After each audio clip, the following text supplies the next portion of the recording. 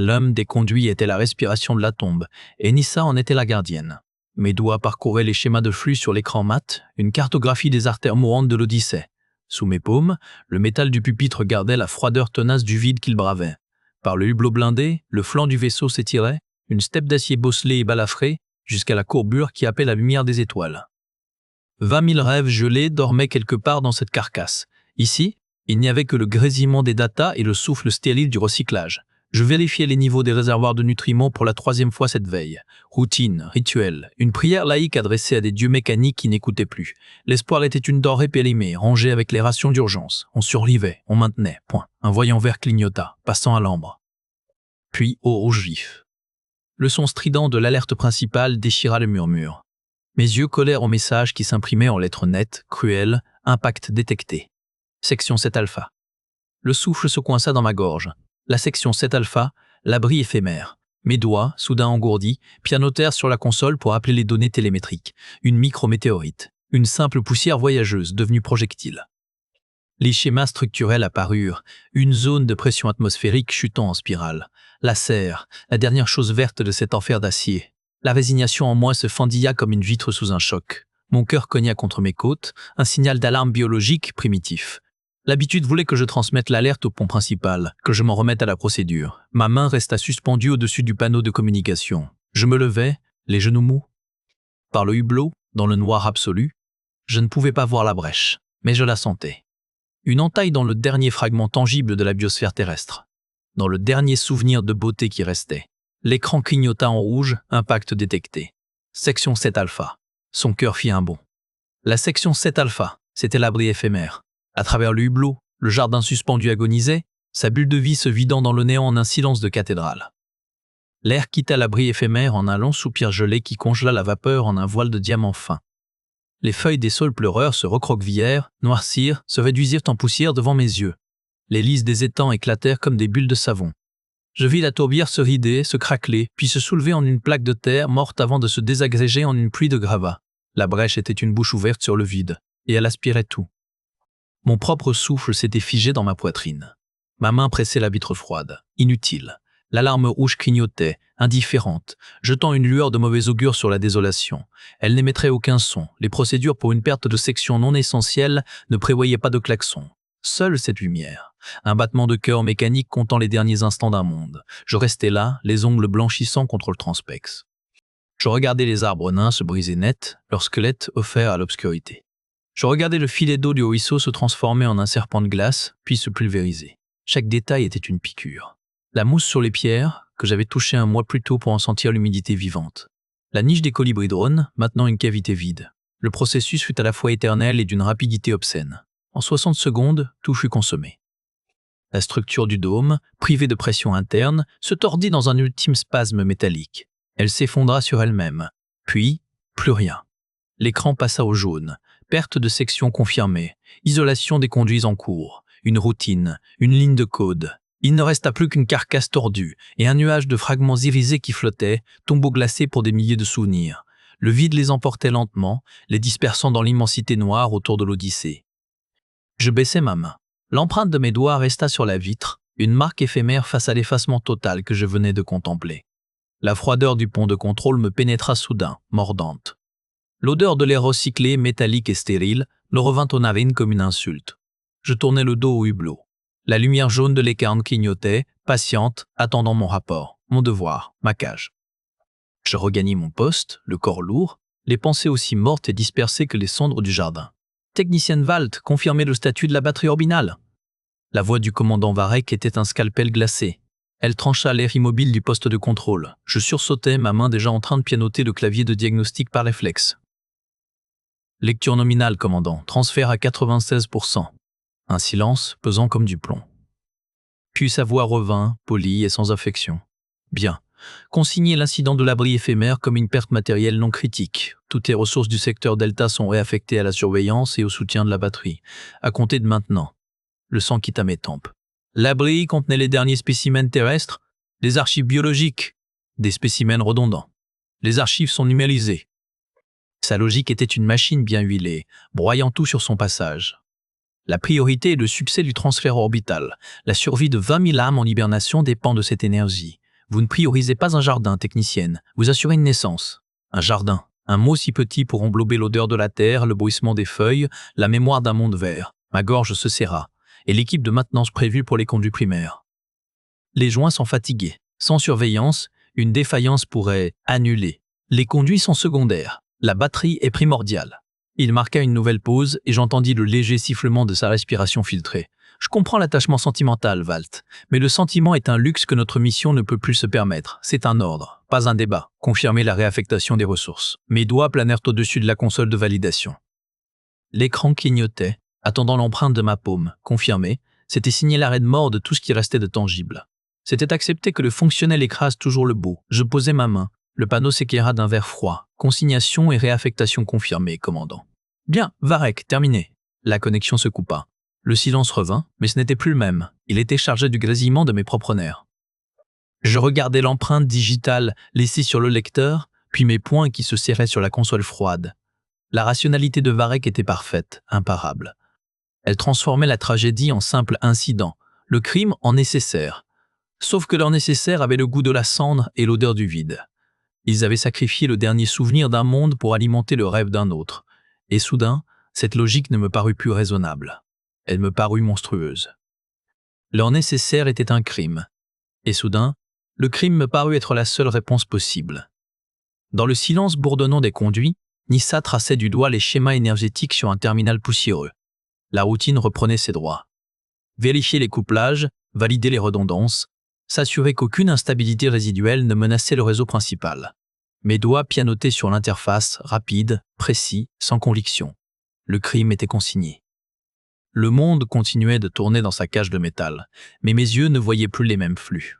Chaque ligne de code, chaque conduit d'énergie, chaque nœud de transfert me parlait maintenant du vide laissé par l'abri. L'énergie qui aurait dû alimenter les lampes à spectre complet, maintenir l'humidité, faire tourner les recycleurs d'air, elle était réaffectée, injectée dans les réserves générales. Une goutte d'eau dans un océan de besoins. Le terminal émit un bissour.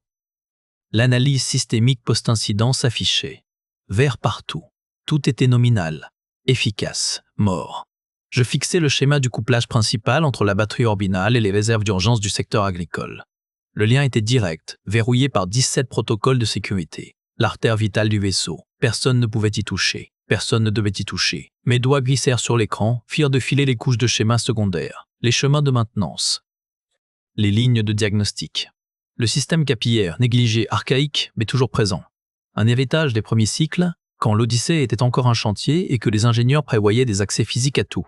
La logique de Varek était un monolithe, parfaite, impénétrable, mais les monolithes ont des fissures, des interstices. Je zoomais sur un nœud de transfert secondaire, une minuscule jonction reléguée aux annexes techniques. Son code d'identification clignotait, presque ironique. Conduit cet alpha. Il était branché en parallèle sur la ligne principale de la batterie, un point de prélèvement légal pour les diagnostics de bas niveau.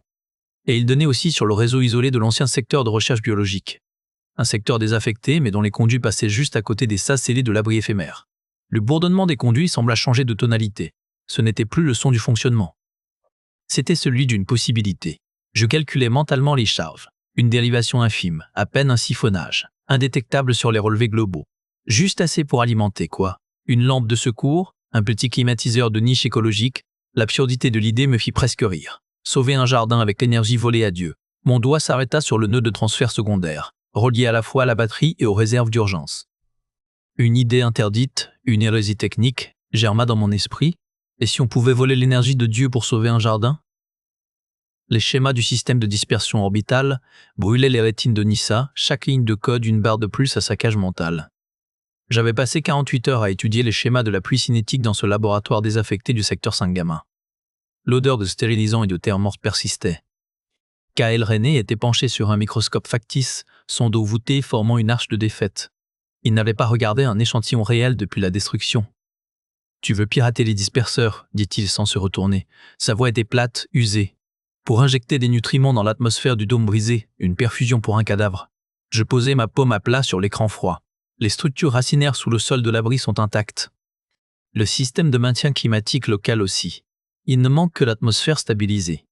La pluie cinétique est conçue pour ensemencer une planète entière, prélever moins d'1% de sa charge nutritive. C'est du vol. Il tourna enfin son fauteuil. Ses yeux pâles me scrutèrent, cherchant la faille.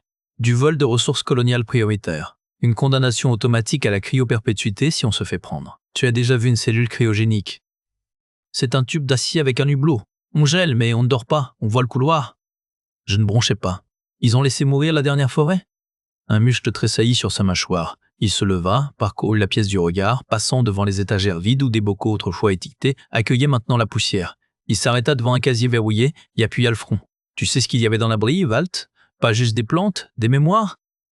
La dernière graine d'un chêne pédonculé de la forêt de Bialowieza. Une pousse de séquoia qui avait vu le XXe siècle. Sa voix se fissura. Ils étaient dans le secteur ouest, le secteur qui a pris la dépressurisation de plein fouet. Je restais silencieuse. Mon plan s'étalait sur l'écran, un schéma de dérivation propre et froid, un siphonnage dans le conduit principal de transfert, juste avant l'engagement planétaire. Indétectable, sauf pour quelqu'un qui regarderait exactement au bon endroit, au bon moment. Kael se retourna. Son regard n'était plus vide. Il brûlait d'une haine froide, précise. Le commandant Varek a signé l'ordre de non-intervention sur l'abri. Priorité aux systèmes vitaux du vaisseau, a-t-il dit. Il eut un sourire qui n'en était pas un. Les systèmes vitaux, comme son salon privé dans la poupe, qui consomme à lui seul l'équivalent énergétique de 3 laboratoires. Il vint se planter devant mon écran, étudia le schéma. Ses doigts, tachés d'encre et de résines anciennes, suivirent le tracé du conduit détourné. « Le point d'accès, c'est la salle des conduits primaires, murmura-t-il. Un nid à radiation et un trou à rats. Les caméras y tombent en panne tous les 6 mois. Personne n'y va jamais. » Il leva les yeux vers moi. Un rictus amer fendit le masque de Kael. « D'accord, petite folle, mais on ne sauve pas des fleurs, on fait sauter une banque. » Le premier pas dans l'hérésie était franchi. Les doigts de Lyra volaient sur le pavé tactile. Son sourire était un rayon de soleil factice dans la pénombre des conduits. Nyssa sentait le poids du mensonge lui ronger les entrailles. « Ton schéma de dérivation est brillant, Nyssa. Un vrai exercice de style pour contourner une défaillance du régulateur principal. » Sa voix était un chant clair dans le bourdonnement des circulations secondaires. Elle ne voyait qu'un puzzle technique. Pas la faille que nous exploitions. Je surveillais l'entrée, l'oreille tendue vers le sifflement lointain des pompes. L'air sentait l'ozone et la poussière métallique chaude. C'est juste une précaution, Lyra, une sauvegarde, au cas où le système de contrôle environnemental du commandement présenterait une autre défaillance. Elle hocha la tête, ses mèches bleues captant la lueur verdâtre des diodes. C'est ça qu'il faut, de la redondance. Le commandant Varek a raison de dire qu'on ne peut se permettre aucun risque, mais ça, elle tapota l'écran. C'est notre filet de sécurité à nous, aux gens qui comprennent les tuyaux. Ma gorge se serra. Sa foi était un cristal si pur, si facile à briser. Je dus détourner les yeux. Valide la séquence de contournement. Seulement la valide, ne l'exécute pas encore. Ses doigts dansèrent, des lignes de code défilaient, vertes et dociles. Elle murmurait pour elle-même, des termes techniques, une litanie d'ingénieurs croyant servir le vaisseau. Je voyais autre chose, un verrou qui cédait, un chemin obscur s'ouvrant vers le système de dispersion de la pluie cinétique. Le premier pas pour reprendre le contrôle de ce qui avait détruit l'abri. « Hé, validé !» Elle se tourna vers moi, son visage illuminé par la fierté du travail bien fait. Une tache de gel conducteur maculait sa joue. « Tu vois? On peut rendre le système plus résilient, sans demander la permission. C'est comme ça qu'on bâtit un nouveau monde, non? En prenant des initiatives. » Je parvins à esquisser un semblant de sourire. Mes muscles faciaux étaient de plomb. Exactement, comme ça. Elle effaça les lobes de son terminal avec un geste décontracté. Rien de personnel, juste de la routine. Elle se leva, s'étira. On recommence demain? J'ai des idées pour optimiser le transfert de données. Je fis signe que oui, les yeux déjà rivés sur mon propre écran. Alors que Lyra rassemblait ses outils, sifflotant, l'écran de contrôle afficha brièvement un log rouge, accès anomalie, journalisé, niveau 2. Le système avait tiqué. Quelqu'un d'autre allait le voir. Sur l'écran, la vigne terrestre se recroquevillait en une grimace noire, dernier spasme de J. Sur l'autre, l'oratoire officiel étalait son cynisme. Test d'impact réussi, donné sur l'intégrité du dôme, optimal. Kael avait bloqué la porte du poste d'observation secondaire avec un levier de maintenance. Son souffle était court, ses doigts tremblants sur l'interface. Les archives scellées du commandement. Regarde. Le document défilait. Un ordre de mission daté de la veille de l'impact, coordonnées de lancement d'une sonde automatisée, calibrage pour une vitesse de pénétration minimale, une cible désignée, section 7 alpha, quadrant sud-est, l'abri éphémère. Le mot était trop propre, trop technique. Il sentait l'encre électronique et le vide stérile. Pour voir si les dômes résisteraient aux débris en approche orbitale, renchérit-il d'une voix rauque. Son reflet dans la vitre était un fantôme aux épaules encore plus voûtées. Ils ont sacrifié la dernière forêt pour une simulation grandeur nature. Je fixai l'abri là-bas, dans le noir, la brèche béante.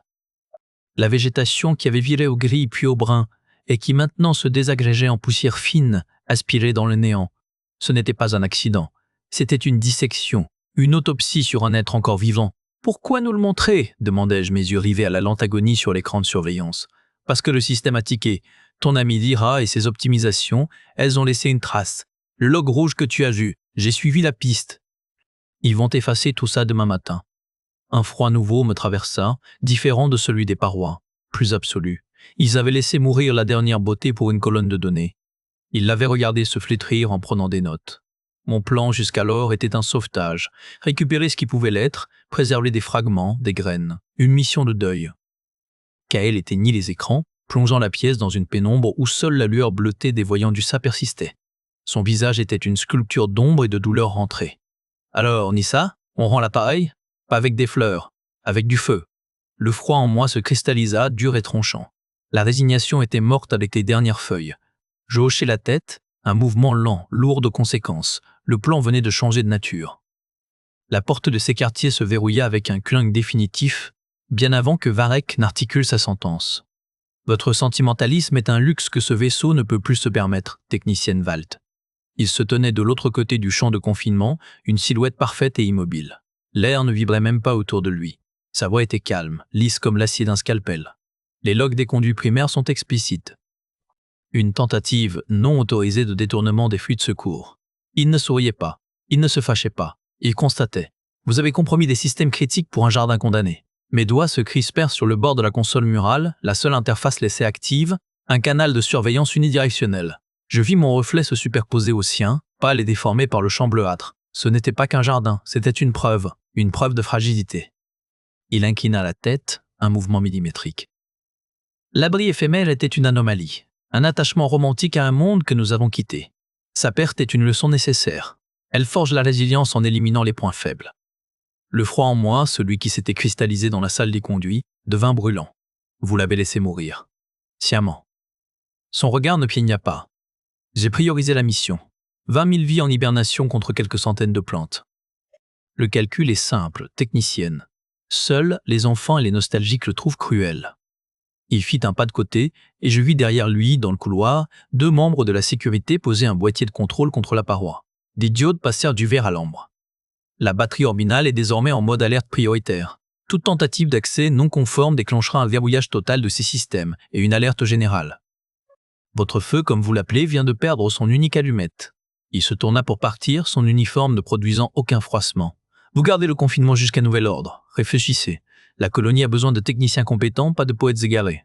Le champ de confinement s'opacifia, transformant sa silhouette en ombre, puis en rien. Je restais seul avec le bourdonnement sourd des systèmes et l'image figée de la baie d'observation sur l'écran mural. Vide. Puis, une nouvelle tonalité perça le silence, une sirène basse, lancinante, qui venait des conduits d'aération. L'alerte de la batterie. Il l'avait verrouillée. Mes doigts cherchèrent la poche dissimulée de ma combinaison. Le contact froissé de l'écran portable, celui que Kael m'avait passé et que la fouille avait manqué. Je l'allumai, le cœur battant à contretemps de la sirène. Une seule fenêtre y était encore ouverte. Une jauge de pression. Elle vira au rouge sang sous mes yeux. Enfermée, Nissa entendit les sirènes d'alerte de la batterie orbinale hurler dans les couloirs.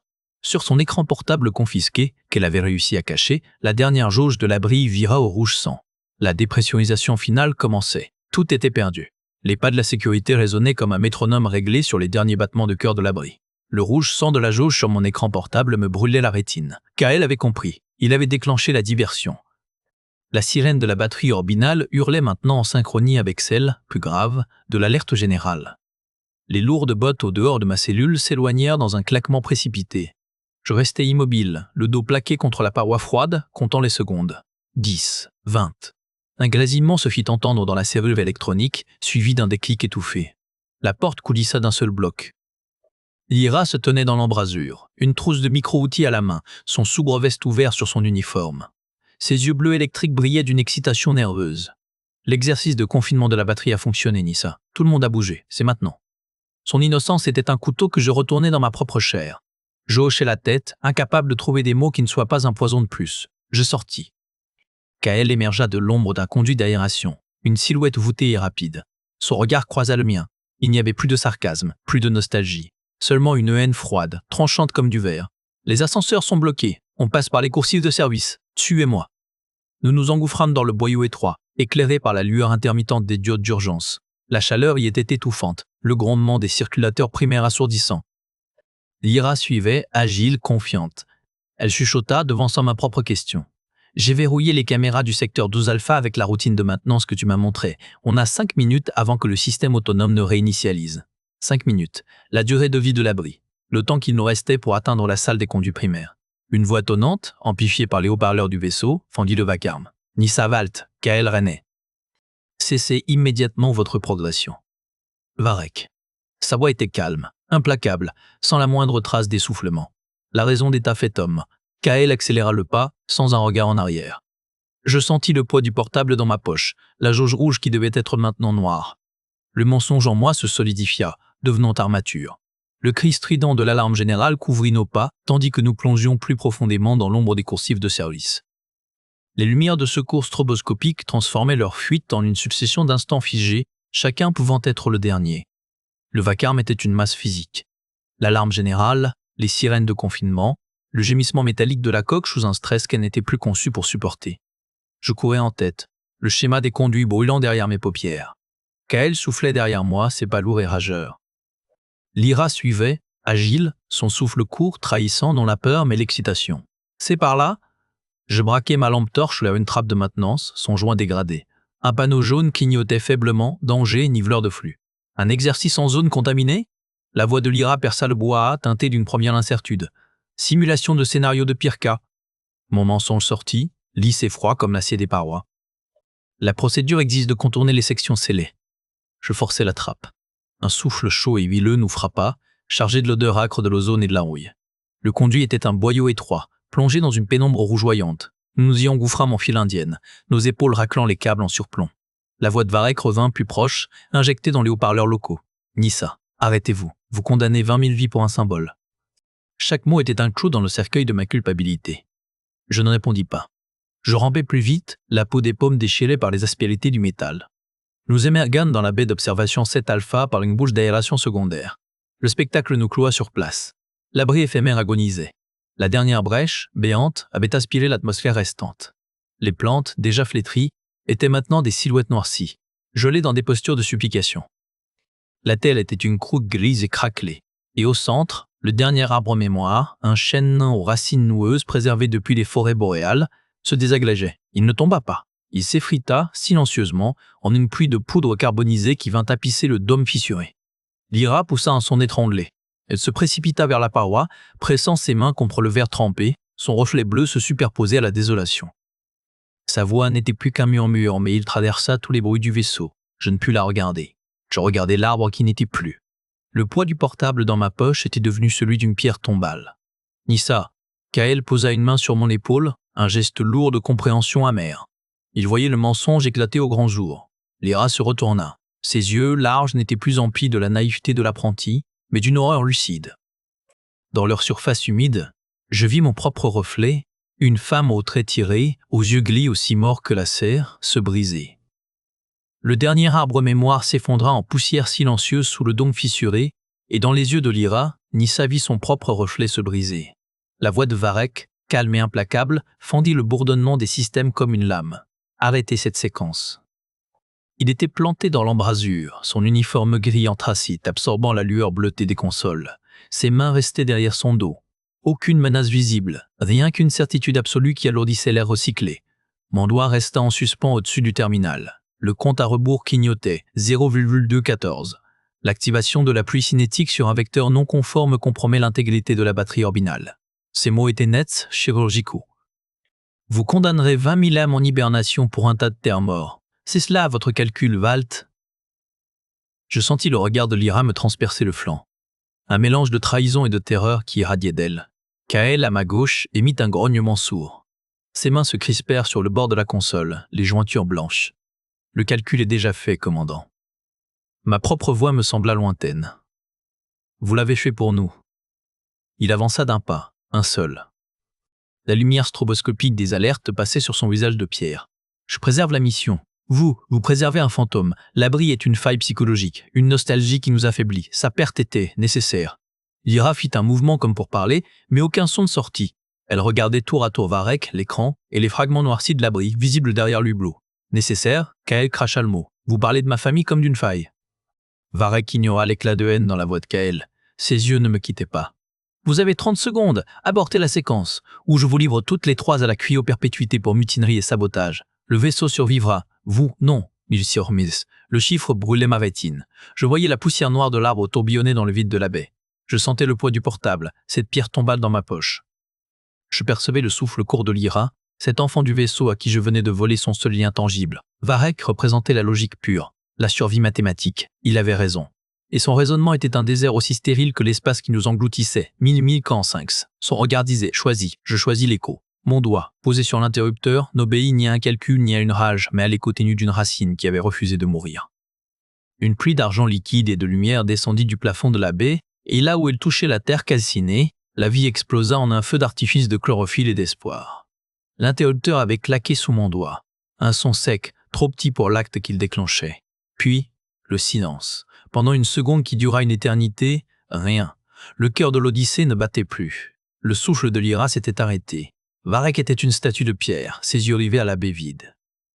La pluie cinétique n'était pas un orage. C'était une effusion, un fluide métallique et vivant, pailleté de milliards de microdisperseurs qui tombaient en rideau parfait. Il frappa la croûte noire de l'abri éphémère. Un sifflement aigu monta, comme de la vapeur sur de la lave. Et sous l'argent, le verre naquit. Ce ne fut pas une pousse. Ce fut une résurrection violente. Des vrilles perçant la cendre, s'enroulent, se déplient en feuilles d'un verre si intense qu'il faisait mal aux yeux. La mousse explosa en tapis, gagnant du terrain centimètre par centimètre. Et là, au centre, une tige fragile se dressa, gonfla, éclata en une couronne de bourgeons qui s'ouvrirent en fleurs d'un blanc nacré. L'air se chargea d'une odeur oubliée, l'humus, la sève, la pluie sur de la terre chaude. Lyra poussa un sanglot, ses doigts se crispèrent sur la rambarde, ses yeux bleus noyés de cette vision. Elle chuchota un mot, un seul, terre. Puis le vaisseau trembla. Ce ne fut pas un frémissement. Ce fut une convulsion profonde, un gémissement de métal fatigué qui monta des entrailles de l'Odyssée. Les lumières vacillèrent, passant au rouge sang. Une alarme déchira l'air, stridente, différente de toutes les autres, celle de la batterie orbinale. Sur l'écran principal, la jauge des réserves plongea. 40%, 30%. Elle oscilla à 1009% avant de se stabiliser dans un grésillement statique. La vie dans la baie palpitait, sauvage, triomphante. Le vaisseau autour de nous était un corps en état de choc. Je sentis le regard de Varek avant de le voir. Je tournai la tête, sa colère n'était pas chaude. C'était un froid absolu. Il ne regardait même pas l'abri régénéré. Ses yeux étaient sur moi, et je voyais le calcul reprendre derrière son masque de commandant. Le coup, le risque, la rébellion. Magnifique, n'est-ce pas? Cracha Kael. Il souriait un rictus de défi dirigé vers Varek. Ses mains tremblaient, mais pas de peur. De fureur exultante. Varek ne répondit pas. Il leva une main vers la porte de la salle de contrôle. Un geste simple, presque paisible. Les portes s'ouvrirent dans un chuintement pneumatique. Ils étaient 6, armés. Leurs pas résonnèrent sur le plancher métallique, précis, implacable. Ils encerclèrent Kael d'abord, le plaquant contre la console sans un mot. Puis 2 d'entre eux se dirigèrent vers moi. Je ne détournais pas les yeux de l'abri, du verre, de la vie que j'avais achetée.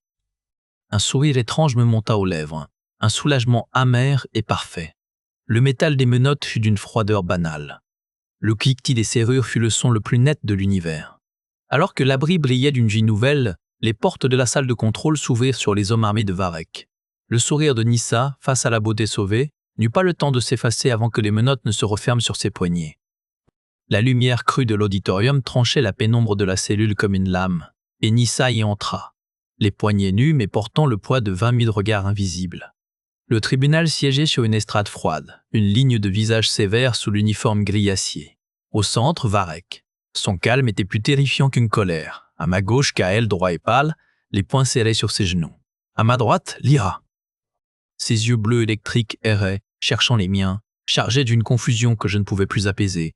Aristorn était assis au dernier rang du public, presque invisible, ses mains tremblantes posées sur ses genoux. Nyssa Valt. La voix de Varek remplissait la salle sans éclat. Vous êtes accusé de sabotage de système critique, de mise en danger délibérée de la colonie et de trahison envers la mission. Les faits sont indiscutables. Il fit défiler des schémas sur l'écran géant derrière lui. Les conduits primaires, endommagés par notre intrusion. Les fluctuations du bouclier dorsal, réduit de 12% pendant 47 secondes. Une fenêtre de vulnérabilité. Pendant cette brèche, un nuage de microdébris a percuté la section C12. Aucune pénétration, mais les capteurs ont enregistré l'impact. 20 000 vies, un symbole. Voilà votre calcul. Je sentis le regard de Lyra se durcir contre ma tempe. Une pointe de froid me traversa. Avez-vous quelque chose à dire pour votre défense? Demanda un membre du conseil. Je pris une inspiration. L'air sentait le métal et le désinfectant. Je reconnais l'effet technique. Je ne reconnais pas la trahison. Varek inclina la tête comme un prédateur étudiant une proie étrange. Expliquez-vous.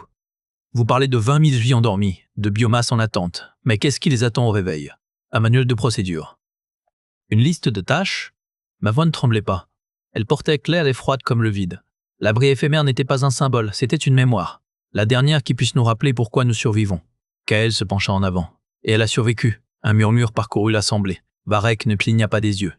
Les capteurs de l'abri ont été réactivés il y a 6 heures, continua Kael, sa haine transformée en une précision chirurgicale. Les racines que nous avons aspergées avec la solution de la pluie cinétique, elles régénèrent. Le commandant resta silencieux un long moment. Son visage de pierre ne révélait rien, mais une tension nouvelle parcourut ses épaules. Il avait calculé chaque risque, chaque sacrifice, mais la vie, têtue, imprévisible, n'entrait jamais dans les équations. Vous avez joué à la déesse avec le destin de tous, dit-il finalement, et pour la première fois, une lassitude infime teinta sa voix. Pour une poignée de terre et de pouces, l'écran géant s'illumina alors, non pas avec des schémas de dommages, mais avec une vue en direct de l'abri éphémère, où une pousse verte, ténue mais indéniable, perçait la terre noircie. Un murmure parcourut l'assemblée, vague de fond submergeant le rigorisme stérile des procédures. Il regardait non plus des saboteurs, mais des jardiniers ayant forcé la main du destin. Le silence de Varek fut plus éloquent qu'un ordre. Je vis le tic imperceptible à sa mâchoire, le calcul refroidissant la lueur de lassitude dans son regard de pierre. Il se tourna vers le conseil, ses visages pâles encadrés d'écran. « La régénération est confirmée !» déclara une voix synthétique. Un membre du conseil, une femme aux cheveux argent coupéra. « Le protocole de sabotage demeure, mais l'acte a produit un résultat inattendu. » Kael se tenait droit, ses épaules voûtées redressées par une fierté froide. Il fixait Varek sans un mot. Le vieux Thorn, dans l'ombre, hocha lentement la tête. Ses yeux bleus perçants brillaient d'une satisfaction silencieuse, d'un secret enfin révélé.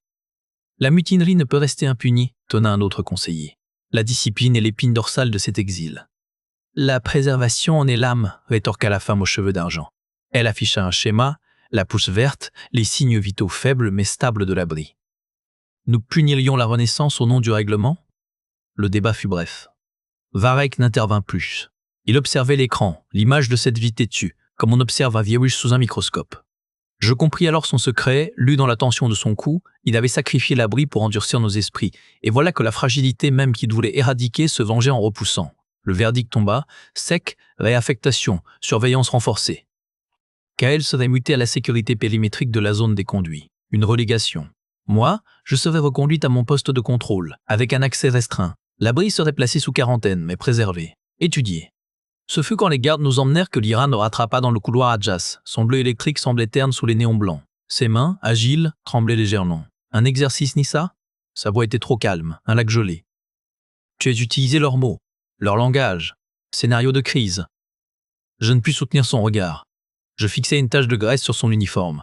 Il fallait que tu crois, pour que ta peur soit crédible, pour que tes réactions soient naturelles. Elle termina ma phrase. Son visage se ferma, toute l'excitation, la confiance naïve, se retirant comme un flux. Tu as fait de moi un outil, un déclencheur humain. Je voulus parler, expliquer la nécessité, le poids de 20 000 vies endormies contre une poignée de racines. Les mots se coagulèrent dans ma gorge, métalliques et vides. Elle vit mon silence, elle vit tout. Je resterai, dit-elle finalement, tournant les yeux vers l'écran mural qui affichait, en boucle, la pousse verte. Pas pour toi, pour ça, pour la seule chose vraie qui soit sortie de tous ces mensonges.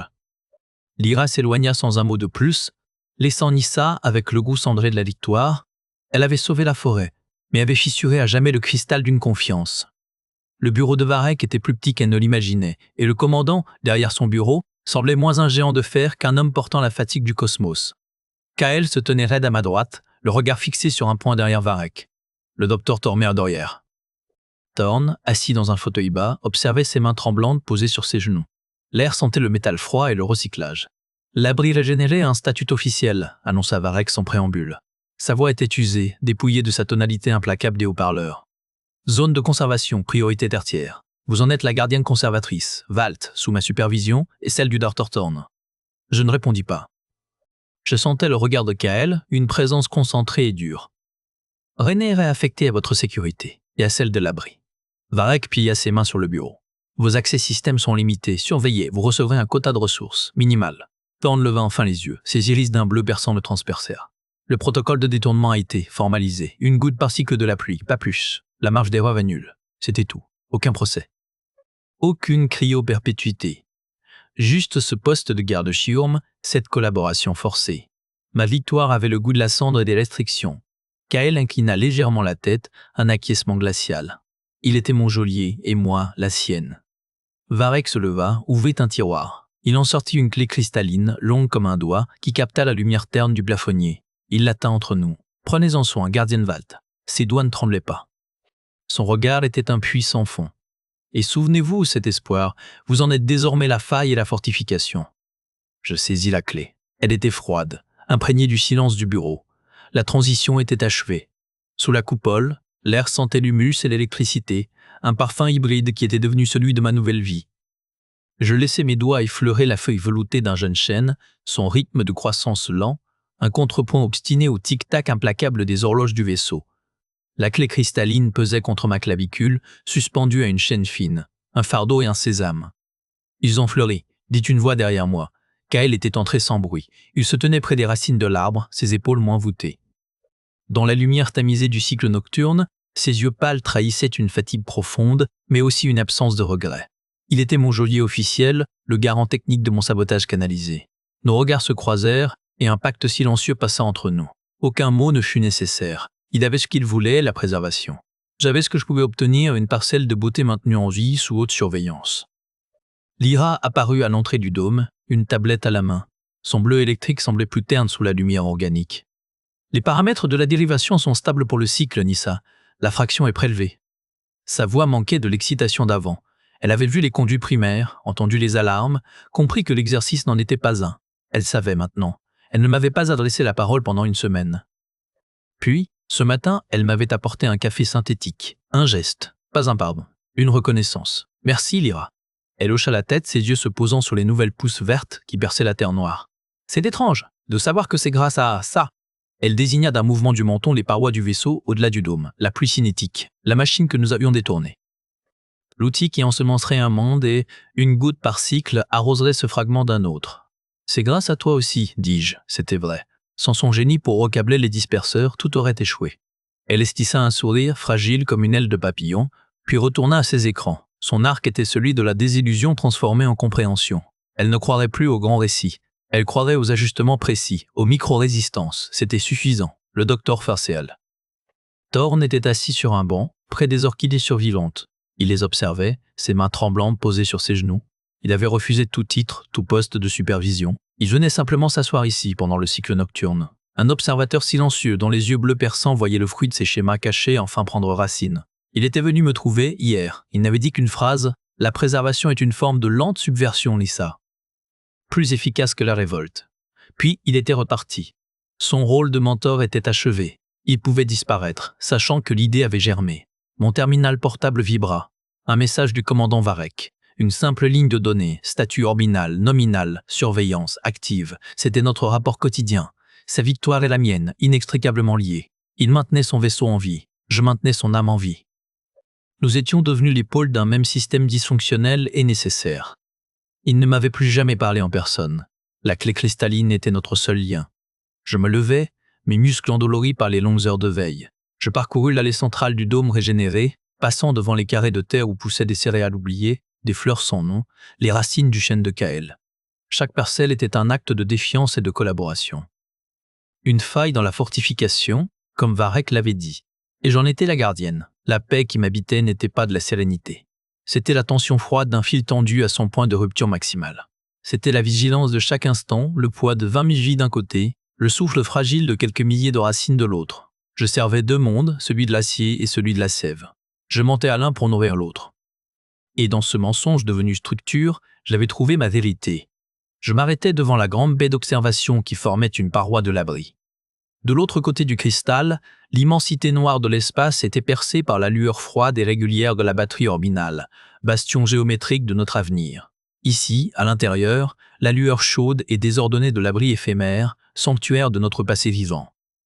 Je tournais mon regard de la forteresse parfaite de la batterie orbinale, bastion de leur avenir, au dôme fragile et luminescent de l'abri, sanctuaire de leur passé vivant. Ici, à la frontière des deux mondes, j'avais enfin trouvé mon poste, gardienne non pas d'un rêve, mais de la fragile, précieuse et nécessaire tension entre la survie et l'âme. Et dans cette vigilance, je trouvais non pas le bonheur, mais une paix profonde, aussi résiliente que les racines que je protégeais.